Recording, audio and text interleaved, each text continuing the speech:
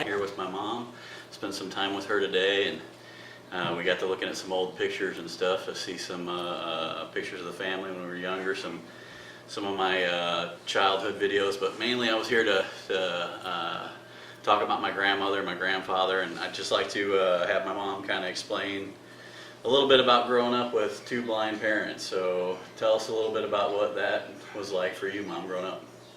Well, it was different. We didn't have a car, so like parents would pick kids up from school and all that, and they couldn't do it. We just rode home. We didn't have buses at school, so we'd walk back and forth.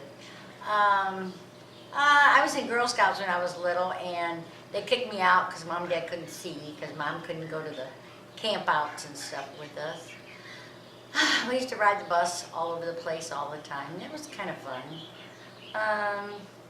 Not much. We had to be in, I know, at a certain time at night, and as soon as the street lights came on, we had to go in. And Dad would whistle for us, and as soon as we heard him whistle, we knew we had to go in. But what was funny was the kids in the neighborhood, as soon as they heard Dad whistle, everybody ran home because they knew that street lights were on. They had to go home. But yeah, we went skating at the skating rink at our church. Dad didn't go to church. Mom did. We went all the time.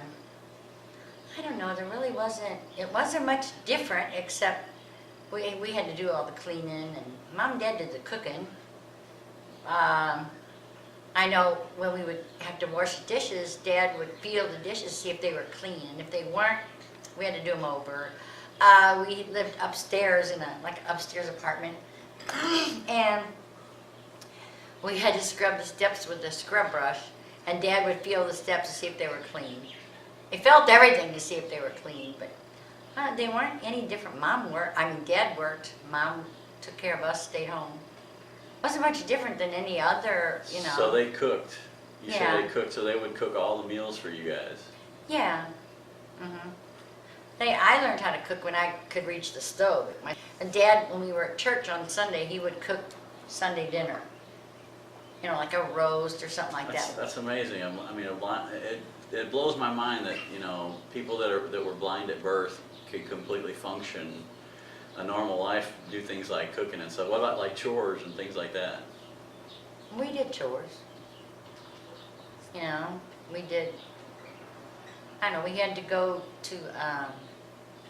We would go down to the store to pay the bills.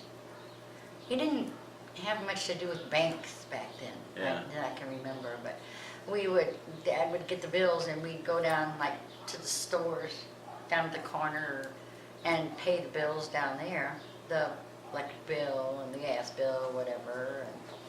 And in the complex where we lived, there was like one building had 4 apartments in it, and there was 3 buildings, and all the people in the buildings were blind people. So we helped them a lot.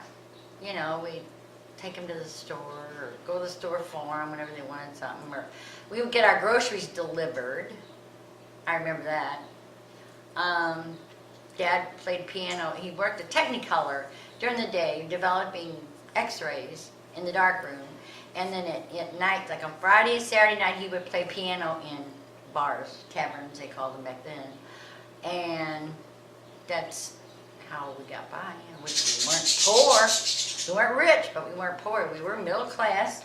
Yeah. Us kids got about anything we wanted. It was just me and my sister, but we got about anything we wanted. We didn't have any money problems or anything like that.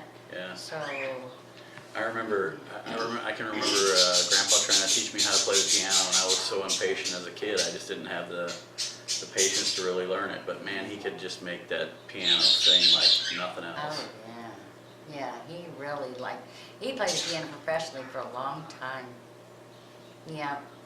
Yeah, that's pretty cool. I guess they say when you're depraved of one sense, your other Yeah. senses kind of pick up the slack, and that was true. Now Mom could play piano too. She played at church. Yeah. For Sunday school, stuff like that. But Dad, he played professionally all the time.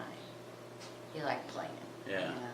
Some of my best memories with Grandma was when she was in the nursing home after I got my car. I remember, you know, the first thing I wanted to do as a young guy with a car was go see my girlfriend, but I would go see Grandma, you know, every chance I got and sit there and eat cookies with her and talk to her, and yeah, I really liked that. That was a good time we shared together.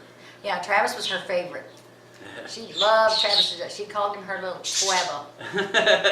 Where's my twabba? Where's my twabba? I can still hear it. Yeah, she loved Travis. Yeah, they were sweet. They were sweet. Yeah. So it's you know, there's a lot of times where I'm going through my life and I'm thinking about these things that are happening to me, and I'm just thinking, this kind of stuff doesn't happen to normal people, but I guess when you're born from a situation that doesn't happen to normal people, I guess it's kind of expected.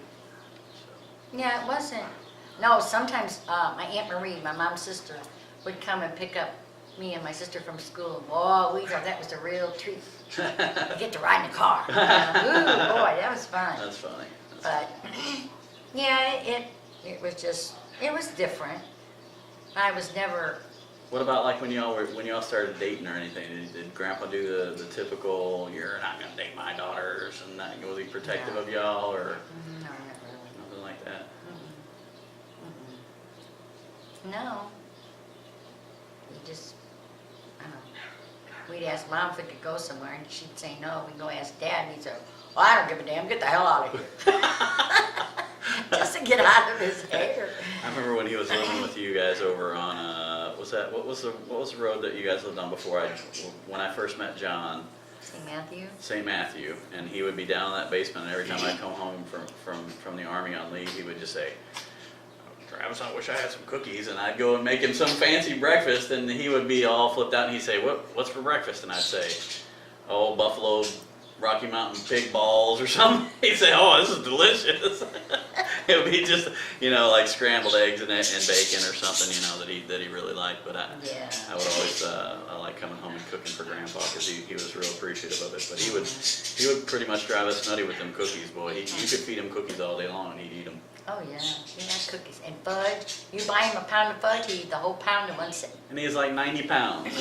Yeah. Listening to the Cardinals baseball game was his thing, and cussing out the Cardinals. And, yeah, and Rush Limbaugh. Rush Limbaugh. Hated Rush Limbaugh. Oh my goodness. He'd cuss him out, but he'd sit there and listen to him every day without fail. That's funny. But he hated Rush Limbaugh. Oh my gosh. Rush Limbaugh. All right, so we're not going to keep this video too long. I just wanted to give you guys a little taste of some of the stuff that happened to me that's been a part of my life, and some of the interesting stories. And of course, my mom. I love my mom, and she'll be a big part of this video series, I'm sure, as the rest of my family will be, as I travel through my members and give you guys a taste of what my life's been like. So thanks for watching. Bye.